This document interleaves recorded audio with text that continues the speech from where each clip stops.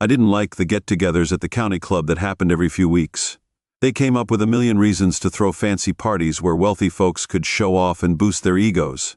However, my wife Sandra enjoyed attending, and always seemed to eagerly anticipate them.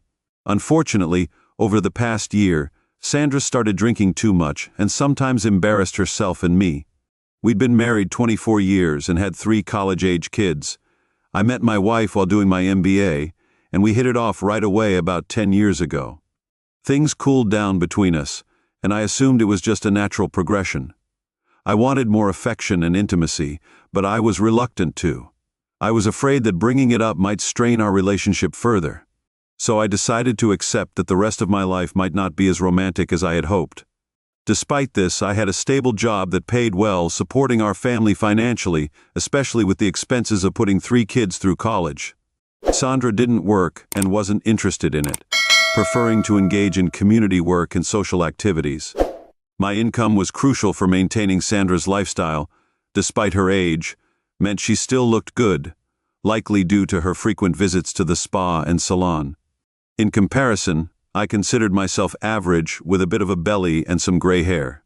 My job required me to dress well, a habit encouraged by my wife's love for shopping. While I was proficient at my job, I wasn't truly satisfied. I longed for a change that would bring me joy without having to worry about I also wanted to move to a different place. The house was too big for just the 2 of us, and I didn't like the expenses and effort needed to maintain it. However, my wife refused to even discuss the idea of downsizing. She was set on having her large house, country club membership, and wealthy social circle at a recent gathering. I mingled around, engaging in trivial conversations here and there as the night wore on. I nursed my final drink for quite some time, while Sandra continued to drink heavily. She seemed to have been indulging more than usual, and it was beginning to show.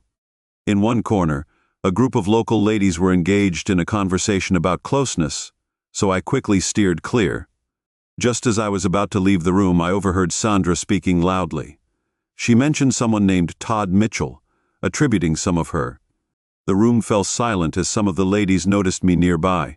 Sandra realized I was there and tried to downplay her comment with drunken giggles, but it was clear her judgment was impaired. The other women seemed unsure how to react, with a few quietly leaving, and the rest sitting in awkward silence. Sandra had a mischievous grin on her face as she looked at me, setting my glass down on a nearby table. I quietly left the club and went to the airport instead of going home. I caught a commuter flight to Reno, which took about 30 minutes. I've always preferred Reno to Las Vegas because it helped me see things more clearly in my relationship with Sandra. I spent the weekend in Reno to sort out some thoughts. I turned off my cell phone and got a room at one of the casinos, where I quickly set up an account with $20. I had $0 in the comp room. One interesting thing about casino accounts is that they aren't subject to federal regulations like banks, so there's no need for government reports. However, big wins must be reported, and deposits into the account are untraceable. I wasn't much of a gambler, but I appreciated their banking system. When I woke up on Saturday at noon, I pondered my situation over a burger and fries. Reno, the climate was pleasant due to the high altitude, and there were plenty of other amenities nearby thanks to the gaming industry. I decided to take a stroll down by the river to reflect on marriages that didn't work out. I wasn't planning on getting a divorce in Reno, but I thought about tossing my ring into the river later on my way back to the hotel. In Casino, I noticed after spending an hour in the real estate office and 2 hours driving around, I decided to buy a condo in Reno. I found a small furnished unit that I really liked, but I couldn't purchase it while still married. Fortunately, I managed to arrange a discreet lease-to-buy agreement with a substantial deposit offering. I decided to make a large deposit, which the seller was happy about. One of the smartest decisions I made early in my marriage was to take charge of our finances. Sandra wasn't good with numbers or banking, so she was fine with me handling the bills as long as she could spend the money that evening. I treated myself to a delicious sushi dinner before calling it a night, and deposited an additional $10. I put $1,000 on my Visa card at the casino's front desk, despite the cash advance fee. I felt it was a worthwhile investment. The next morning I woke up early and enjoyed breakfast at the casino restaurant. I ordered eggs, bacon, hash browns, and toast, just the way I like it, while sipping my second cup of coffee. I noticed that my waitress had a noticeable bruise on her eye. She attempted to conceal it by brushing her hair forward, but it was still visible despite the bruise. She seemed friendly and professional, making sure all the customers were satisfied. However, it seemed like she was new to the job, as she seemed a bit too eager to please. A more experienced waitress would have been smoother and more confident in her approach. Nevertheless, I admired her determination to do well. I asked her about her name tag, which read Donna. She explained that her real name was Dora, but Donna was the closest option available after some lighthearted banter. I offered to leave a generous tip if she shared the story behind her black eye. But she politely declined, suggesting I leave a smaller tip instead. I agreed, realizing it was impolite of me to pry since I already had the condo key. I decided to pick up some essentials to furnish it. My first stop was the Silver Spur used car lot down the street, where I bought a Ford Focus sedan with high mileage. It wasn't ideal for long trips, but it would suffice for getting around. I thought about renting a car, but since I was planning to come back regularly, buying seemed like a better option. I managed to get all the essentials I needed for comfortable living for just a couple of $100s, including a few outfits. The rest of the day was spent setting up accounts at various casinos. I wrote checks to each establishment and the funds were deposited into my account without leaving any trace. By the end of the day, I had deposited $60. I staked $600 across 4 different casinos. I also got a small spiral notebook to keep track of my gambling activities, noting down amounts, dates and casino names to create a chronological record of my losses over the weekend. I hadn't actually lost any money, but no one would question my entries given my reputation as a poor poker player. I had 6 months to come up with a down payment for the condo, which I thought I could manage. By the time I got back to the breakfast spot for lunch, I was so hungry I could hardly think straight. Dora was working double shifts to make ends meet, so I didn't have a choice but to order my meal and try to be polite as I finished it. Dora was really sorry for her earlier brusqueness, and I was really grateful for her apology. I've had to adapt to being here, especially with this eye situation. She told me it was a going-away gift from my husband when I told him about my plans for divorce. Hopefully this will be the last one. Thanks for the generous tip at breakfast. It really helps, although she smiled as she walked away, and it seemed a little sad. She was on my mind for the rest of the night. I realized there wasn't much I could do immediately, so I needed to head home to attend to some matters before I could make further arrangements here. It wasn't difficult to get a flight back, but I wasn't sure about my plans upon arrival the next morning. I found Dora working and managed to catch her at one of her tables. After the meal, I approached her with a request. I have a small problem and was wondering if you could help me out. I need someone to house sit for me as I have to leave today and won't return for a week or so. It's a bedroom condo, so there shouldn't be any living conflicts. Could you possibly help me out? It'll be for at least a couple of months. Are you serious? No strings attached, she asked. I hate to leave the place unattended. I assured her that 90% of the time it'll just be you, and when I'm here, I'll stay out of your way. I didn't think much about whether Dora would be able to get to the place easily, but I couldn't let her know that. She asked if it was within walking distance of the diner. It's pretty close, but I'm leaving you my car as well. Just make sure it always has gas for when I come back. I'll call you ahead of time. There's a voicemail on the phone. I stood there, seemingly hesitant, perhaps thinking it was a setup, but I didn't have time to persuade her otherwise. Here's the condo key and the car key. The car is parked at the condo. It's a dark blue Ford Focus. Here's the condo address. If you're not comfortable, it's okay. Don't go. I'll pick up the keys next Friday when I return. I jotted down the address on a napkin and handed it to her. She accepted the napkin and keys, still unsure. Dora, don't worry about it if you decide to go. If not, that's fine too. An hour later, I was on my flight back home. I would have preferred staying in Reno after retrieving my car from the long-term parking lot. I left my car in the long-term parking lot and went to the house to find Sandra's car gone. I grabbed a few essentials for the week: clothes, shoes, my laptop, passport, and birth certificate. Luckily, the company had some kitchen units available, so I reserved one for the next 2 weeks. I put my laptop on charge and then called my eldest son, Jason. I told him that his mother and I were facing some issues and that I'd be busy for a while. I asked him to reassure his sisters, who were all studying at Auburn, not to worry despite the out-of-state tuition was a big help. After ending the call, I plugged my cell phone into the charger and headed for a shower. The only food I could grab on the plane was a bag of peanuts, so I was eager for a proper meal. Monday was a busy day. Before anything else, I made a trip to the bank and arranged for a substantial second mortgage on the house, which exceeded its current value. I knew that would change by the end of the month. I also sorted out the tuition for my kids directly with Auburn University through the bank, sending $240. I paid $200 in cashier's checks to cover their prepaid fees. With $0 in hand, I took care of some financial matters, including cashing in a couple of CDs and closing a money market account. I decided to wait on dealing with the credit cards until later in the month, as I was running behind schedule for work. I found my secretary, Emily, waiting with a cup of black coffee and a grin. "Good morning, Mr. Terrell."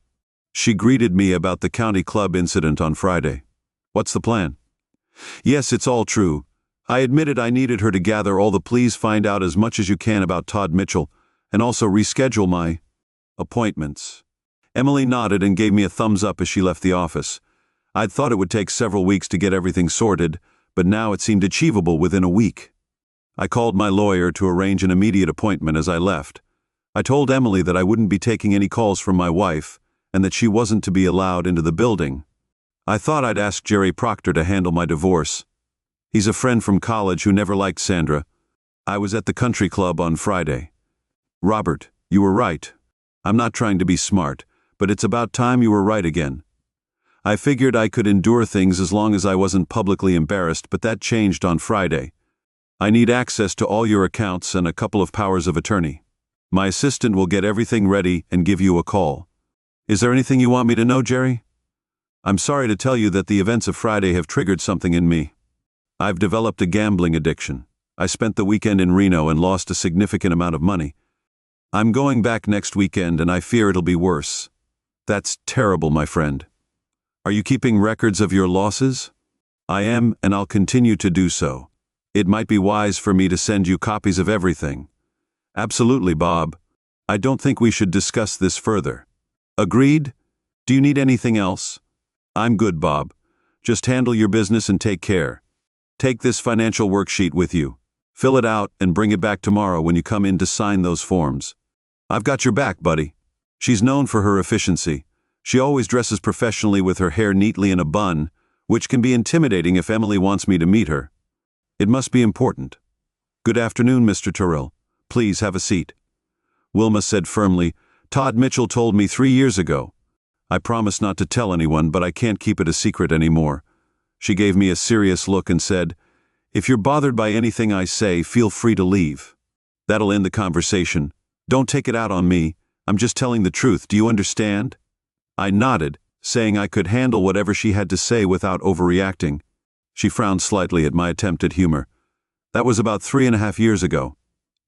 About 3.5 years ago, your wife Sandra approached Todd Mitchell at a company event. There was a lot of drinking, and they ended up having a close moment in one of the offices. Todd was about to get married, but Sandra threatened to expose their affair unless he continued seeing her. He hoped she'd stop after his wedding, but she didn't. She pressured him into having a relationship with her for months, threatening to expose him if he refused. Desperate, he confided in me, sharing the whole story, which I couldn't tell you or anyone else what the best solution was, but it was to transfer Todd to another office once he moved to Dallas. Sandra backed off, and Todd never told his wife about the situation. It seems like Mr. Mitchell was just as much a victim in this mess as I was. I was thinking of retaliating, but that seems pointless now. Any advice, Miss Grimm? Now that you know you have the upper hand, I suggest you let it go. Todd Mitchell is a valuable employee. Don't punish him. I think you're right. Being forced into intimacy with my wife is punishment enough. As we stood up, Wilma smiled. I've been married for 32 years, so it was hard to picture Wilma as a dominatrix. I quickly changed the subject. I had more pressing matters than Wilma's personal life. Emily had rearranged all my appointments, giving me a fresh start. Despite Emily's efforts to explain my absence, my wife called 3 times, refusing to believe I was in Baltimore. Emily arranged for me to meet with the company president the next day and with the legal department that afternoon. I invited Emily to have dinner with me, but she laughed and said her husband wouldn't approve. She joked that I should consult Wilma instead. My time at the legal department ran long. It ended up taking longer than expected, which meant I had to pay some of the staff for overtime. I apologized, and luckily they were all understanding. The process was more complex than I had imagined. Getting a cash settlement from my retirement plan was challenging. Closing out the 401k and shared savings account went smoothly but took time. Cashing in my sick time, vacation time, and comp insurance was comparatively easier. By then it was clear that I was departing. I was hoping the news wouldn't reach my wife before I was ready to leave the company. I ended up having dinner alone, and I found myself thinking about Dora during the meal. I wondered if she had moved into the condo and whether she was still working double shifts. I barely knew her, but I felt a desire to return to Reno and see her. I tried to dismiss the thought, but it felt somewhat immature. I told myself it was foolish to dwell on fantasies that would never come true. The following morning, I had 2 whole life insurance policies and 2 term policies, and I was surprised by how much cash value the whole life policies had accumulated. I could collect the checks the next morning while my car was insured by the company. I canceled the insurance on Sandra's Lexus, which was leased under her name but insured under mine, before heading to work. I stopped by Jerry's office, submitted the financial form, and signed numerous papers his secretary had prepared. I went back to the office and found Emily had made coffee. "Boss, I don't want to be an additional burden, but you should speak with Calvin Bosick in settlements before meeting with Richard Ryder, the company president.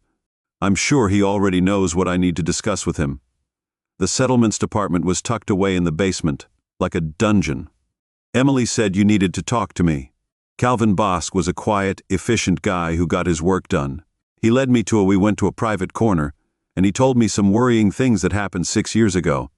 There was a guy named Raymond Upright who worked here. He was married with kids, but he got involved with your wife after an office party. She kept calling him at home and at work, and wouldn't let him end it when he tried to break it off. She threatened to tell his wife that he'd called her, but his wife found out and kicked him out, which led to his downfall. I don't know where he is now, but apparently your wife gave his wife $10. I don't know if I should believe that part, though. Thanks, Cal. Does anyone have any good news for me? I didn't mean to upset you, Mr. Terrell, but Emily thought you should know you did the right thing. Thanks for that. Afterwards, I took the elevator straight up to the 9th floor. I arrived a little early for my meeting with Mr. Ryder, but he saw me. We had a quick chat, and then he said the legal and payroll teams would take care of everything once everything was settled. He told me to give him a call from wherever I was. He gave me a card with his private cell number on the back. There were no promises, no regrets, and no nonsense. While things seemed resolved on the one hand, they remained open on the other. On the other hand, I just nodded and left without saying anything. When I got back to the office, Emily was there with my usual coffee. I smiled back and said, "Book me a flight to Reno for Thursday morning with a 2-hour layover." She gestured for me to look out the window. Sandra was in the car park, arguing with a security guard. She'd been there for over 20 minutes. They wouldn't let her in, and she wouldn't leave. "What should we do, boss? It seems like the guards have it under control. My only concern now is finding someone to have dinner with. I don't like eating alone. I called Jerry to check on things. He said he couldn't do anything until I sorted out I had to show that I didn't have any money at the moment. I was doing well financially, with the checks I had already received, the ones that were on the way, and the cash in the bank. I told him I would go to Reno early and not come back until I was completely broke. Sometimes you're a wealthy person, but then someone will turn up at your office telling you your wife was trying to reach you. She had all her friends calling their husbands at work to find me. I stayed in the office a bit longer to tidy up and make things easier for my replacement. Sandra was waiting for me on the hood of my car. Emily grinned and handed me the keys to her Honda Civic, suggesting it was a good excuse for her husband to pick her up and take her to dinner. "By the way, you're not planning anything reckless in Dallas, are you?" she asked. "No, just wrapping up some loose ends," I replied. "Revenge? I promise." I grabbed dinner at the Outback, and I was back in my apartment in Allentown before midnight the next morning. It felt like the week flew by. I signed more paperwork for Jerry, closed all the bank accounts and canceled the credit cards. I arranged to have the utilities turned off at the house the following week. I collected checks from the bank, insurance company, and work. I was surprised to find out I was worth so much. I got a new cell phone and canceled the one Sandra and I had. I sold my country club membership to an old friend for $23. I made my final stop at work, and my replacement was already settled in. He seemed like a nice guy who came from Boston on hour's notice. Emily knew more about running the office than I did, so there was no need for me to train him. There were a few things left at the house I wished I had, but they weren't crucial enough for me to go back for. Emily insisted I keep her car, and her husband would pick it up at the airport. I grabbed a couple of cheap suitcases to pack. I had to get rid of a lot of my stuff from the apartment. Anything I forgot I could buy in Reno. I suddenly realized I'd done everything I could. All my assets were now in cash. No stocks, no accounts except the house, which I was giving to my wife. Air Blue was very flexible. They offered me available seats and let me move up my flight. I called Jerry at home. I just wanted to let you know I'm leaving tonight. I hope you have everything you need. I'm good. I can serve the papers tomorrow, but I still need that financial info soon. You might. I'll also give them to her. I'll send proof of financial irresponsibility as soon as I can. Be careful, Bob. I don't want either of us to get into trouble. Sandra will probably get a lawyer from Philly who might not show up if things go south. It's up to you, Jerry. Just do your best for me, and don't overcharge. I'll be a poor man soon. Don't forget that. Oh, and see if you can find a guy named Raymond. He might need some help. Depending on the situation, I might be the one to help him. I'll get it, Bobby. Have a safe flight, and stay in touch. I called the condo and left a message on the machine saying I'd be arriving later that night. I didn't want her to be alarmed if she heard someone at the door, so I made sure to mention I'd call. At this point, I didn't know if she'd be there or not. I could only hope it was strange. I didn't even know this lady yet. I found myself hoping for some kind of relationship with her. Right now, just having her as a friend would be enough. Her situation made her vulnerable, and I didn't want to seem like I was taking advantage of that. I arrived in Dallas early enough to have a relaxed breakfast. I was waiting in Todd Mitchell's office when he arrived, and I could tell he wasn't pleased to see me. Mr. Terrell, I'd like to say it's nice to see you, but that wouldn't be true. The situation you were in a while back, and there are no hard feelings. You could have told me this over the phone. He pointed out, I know, but I was passing through and I thought it was worth my time to clear the air. I explained, I don't get it. Why would you want to do this? I'm the one who messed up. I owe you an apology for what happened. You didn't do anything wrong. I was young and foolish, and I made a terrible mistake. Even now I'm too ashamed to tell my wife about it.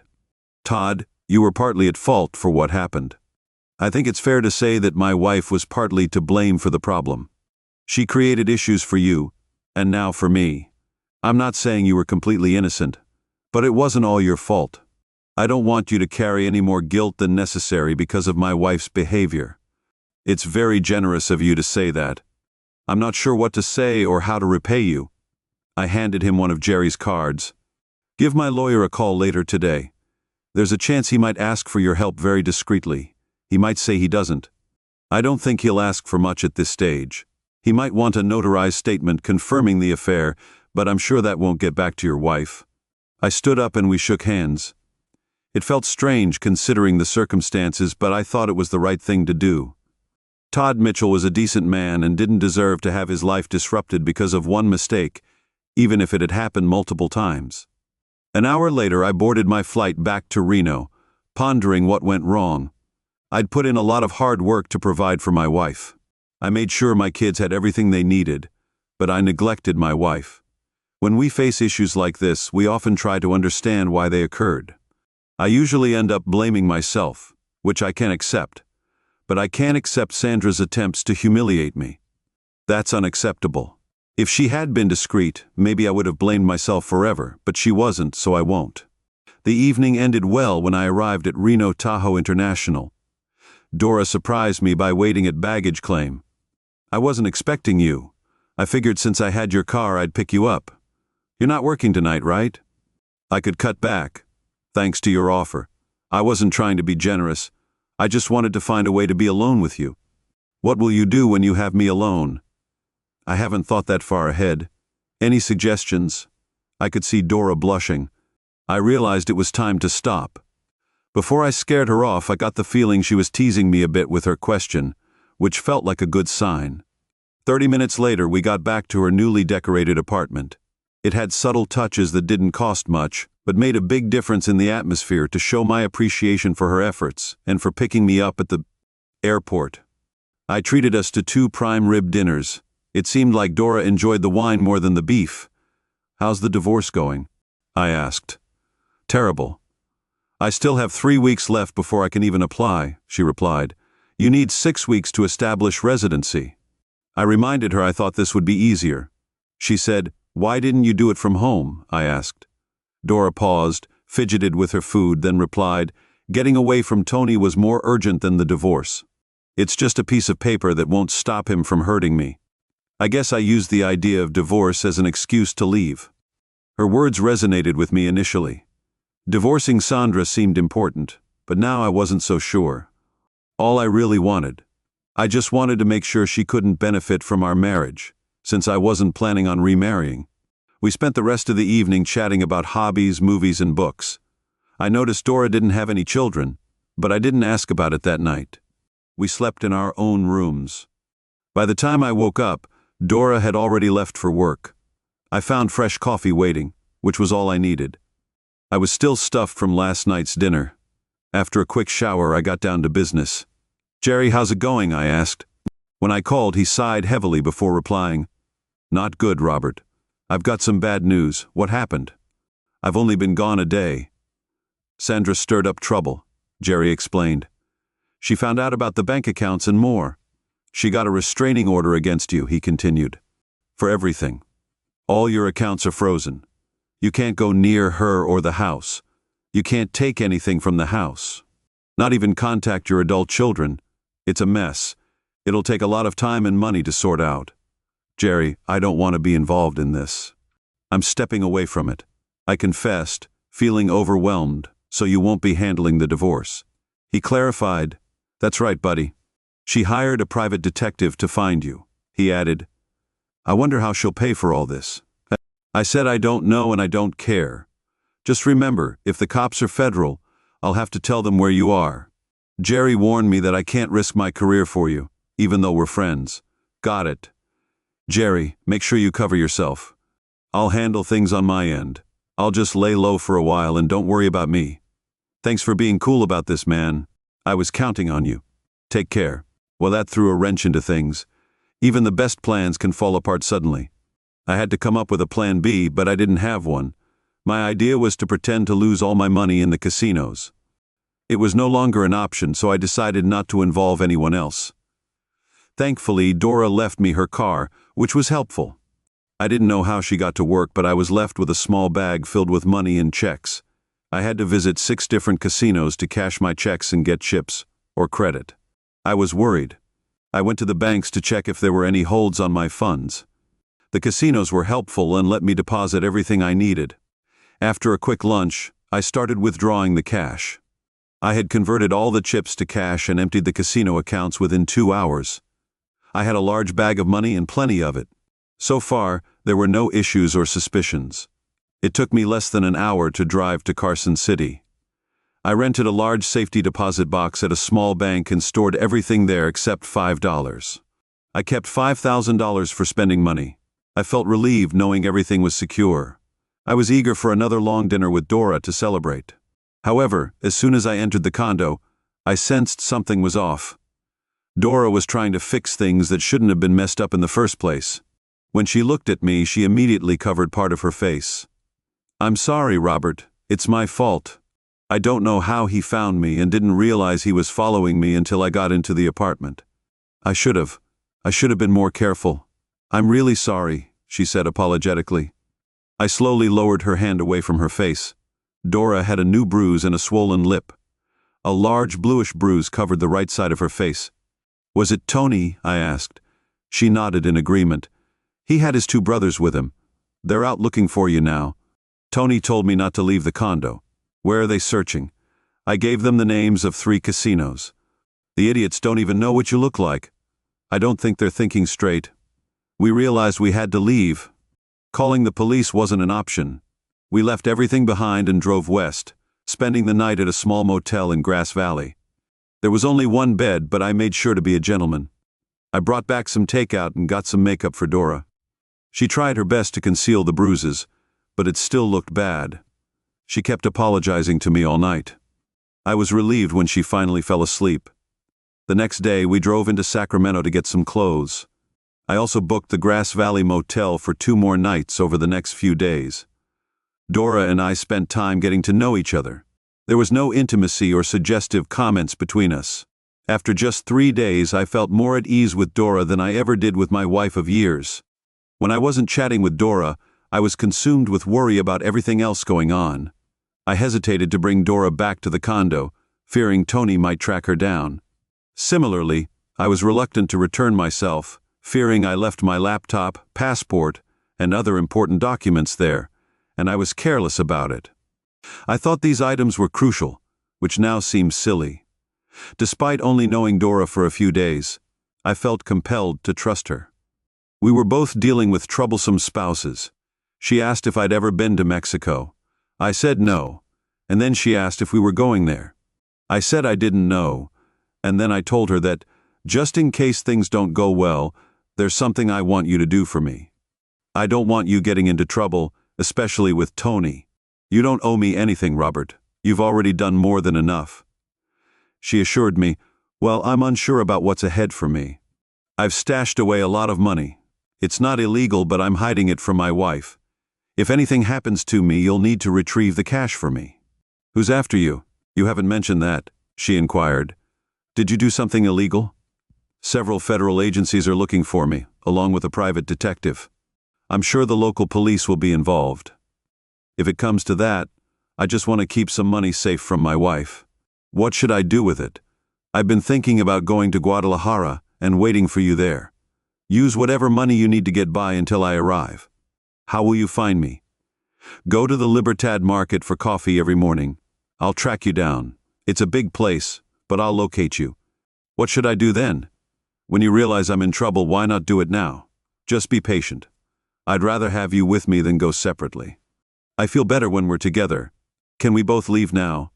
The conversation was getting repetitive, so I ignored her. I didn't mean to be rude, I was just eager to move forward. 2 hours later, we crossed the pass and reached Carson City. Dora's name was added to the access for the safety deposit box, and she got her own key back at the condo. I parked a bit away. The complex had a lower-level parking area beneath the units, open but covered. I asked Dora to wait in the car until I checked for any problems. I wasn't sure what to make of it, given recent events. Anything could happen, and it did. As I walked through the park area, I noticed something odd. Robert Terrell turned around. He was a small, wiry man looking rather strange in his long leather coat. It wasn't intimidating enough to match the large black tool he held in his hand. "Do I know you?" he asked with a smile that seemed almost proud of his identity. "My name is Alo. Your wife sent me." "Okay. What can I do for you?" "I need your wedding ring and your wallet." "I understand." "The wedding ring, but why the wallet?" "I have to make this look like a robbery." "Make it look like a robbery. Your wife hired me to end you, Mr. Terrell. I hope she paid you up front because she doesn't have any money." "What do you mean that was the end of the conversation?" 3 large Italians approached from across the car park, looking menacing in their long leather coats. "Bobby Terrell, we want to talk to you," Tony shouted. Lowe was caught off guard by the intrusion as he turned to face them. One of them noticed. The guy had a tool in his hand. All 3 of them reached into their coats as I jumped over the concrete barrier towards the outside of the parking area. Elle lost interest in me for a moment as I hurried along the side of the building towards the car. I heard shots echoing off the garage walls. I looked up to see Dora driving fast down the street and 2 men in suits getting out of a black SUV across the street. It was clear they were federal agents, probably waiting for me. The fight distracted them enough for me to escape the area. Dora and the car was gone. There was no way I was going back to that condo. I didn't know who shot Lowe in the parking garage, and I didn't want to know. What I did know was that 3 different groups were after me for various reasons. At the same time, I got the message. I had a few options. One was catching a bus to Carson City to get my money, but I decided against it. I decided against going to Carson City because I was in too much trouble. Yeah, that sums it up. Well, I was just trying to escape from my cheating wife. I didn't know what had happened, but I wanted to give things time to cool down. I needed to find a place to hide out, and I still had over $4,000 in my pocket, which would last me for a while. Why was my wife trying to have me killed? I guess she didn't realize there was no more insurance money. I thought she was smarter than that.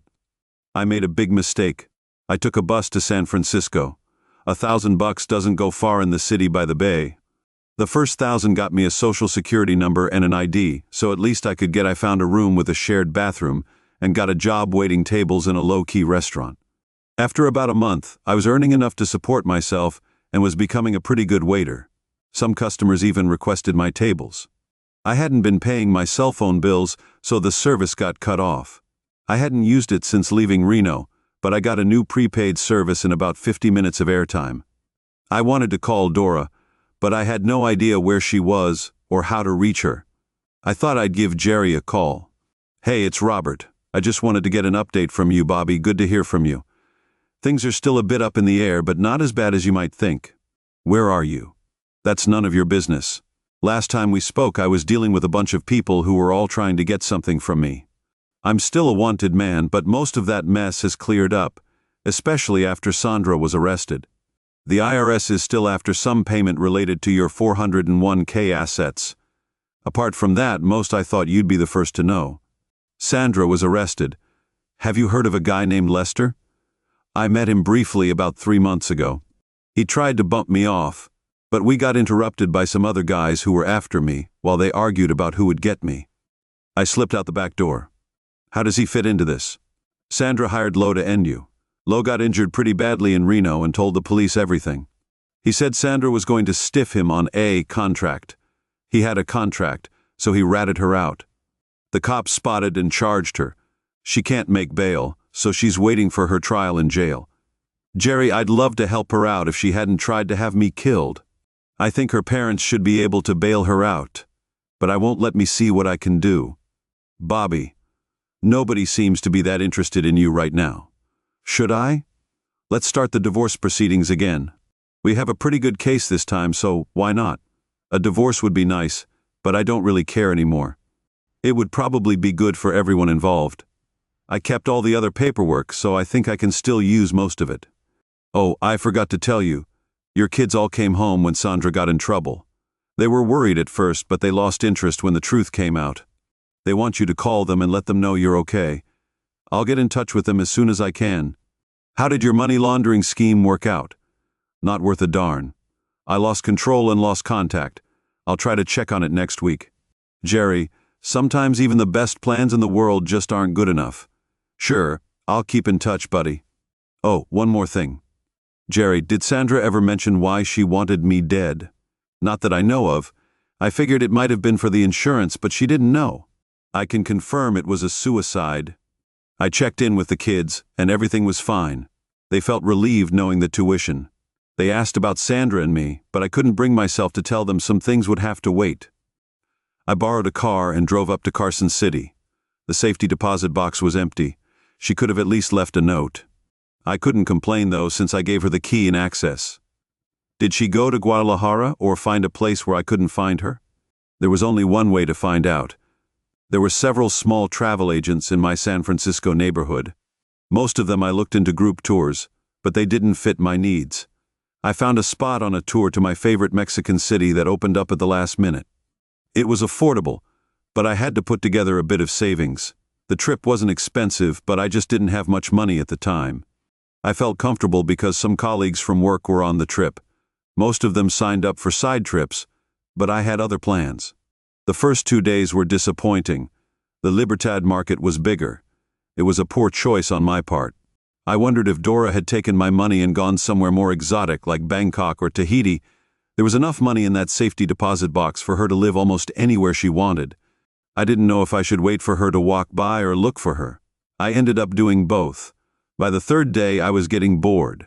Robert, where have you been? I turned around and saw Dora standing with her hands on her hips. She wore a wide-brimmed straw hat. I was starting to get pretty antsy, wondering if you were even alive or not. I didn't say anything, though.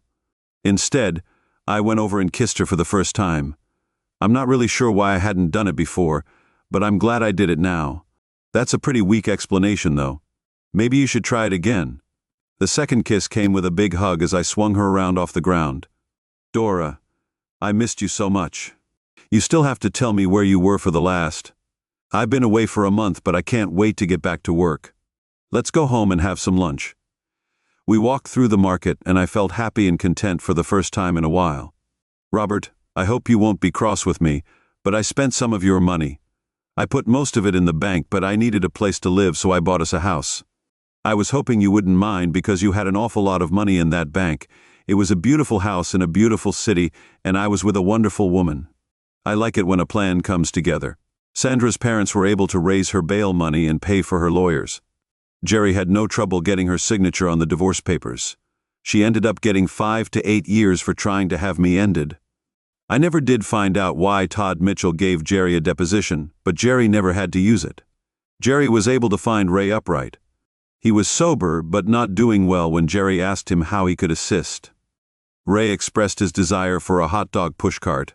I feel better after spending $2. I managed to sort out my IRS issue for just $44.